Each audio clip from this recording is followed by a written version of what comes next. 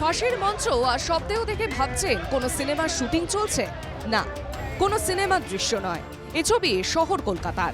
প্রবল দাবদাহের উপেক্ষা করেই এভাবেই চাকরির দাবিতে বিক্ষোভ দেখালেন চাকরি প্রার্থীরা। নিয়োগের দাবিতে পথে নেমেছেন চাকরি প্রার্থীরা এবং শুধু একটি মাত্র সংগঠন নয়, একাধিক সংগঠন তারা একসঙ্গে পা মেলাচ্ছেন শহরের পথে। এই মুহূর্তে কলেজ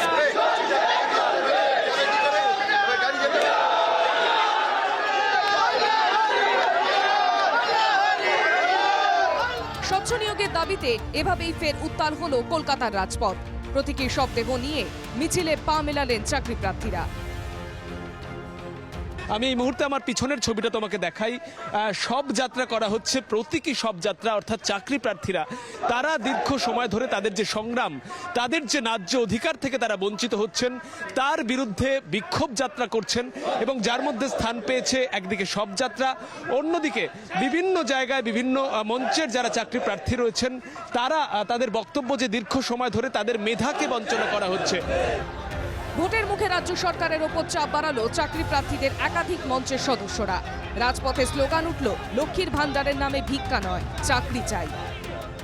প্রার্থীরা যারা এই মুহূর্তে মিছিলে পা মিলিয়েছেন তাদের কিন্তু এই 500 টাকার নোট মুখে বন্ধ রেখে তারা কিন্তু প্রতীকী বিক্ষোভ করছেন। মাননীয়া ভেবেছেন যে 500 টাকার বদলে 1000 টাকা দিলে সাধারণ মানুষের কাছে ভোটটা পেয়ে যাবে, ভোট ব্যাংকটা পেয়ে উনি ওনার গদিটা বজায় রাখতে চাইছেন।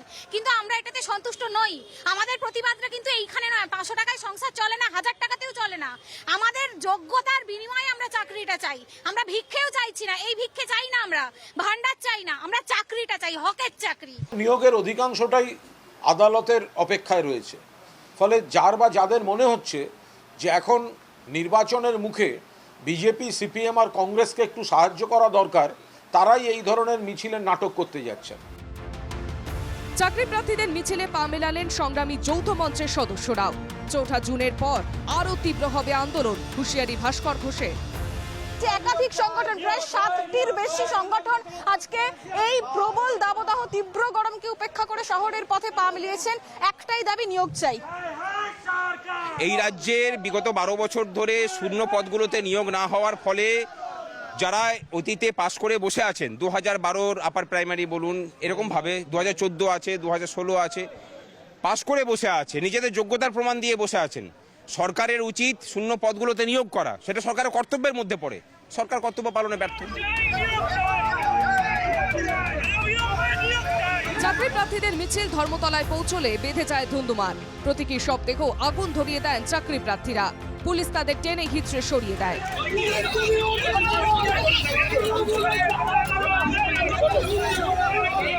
পৃথা দাশগুপ্ত ও সৌরজ্যোতি বন্দ্যোপাধ্যায়ের রিপোর্ট, NKTV বাংলা।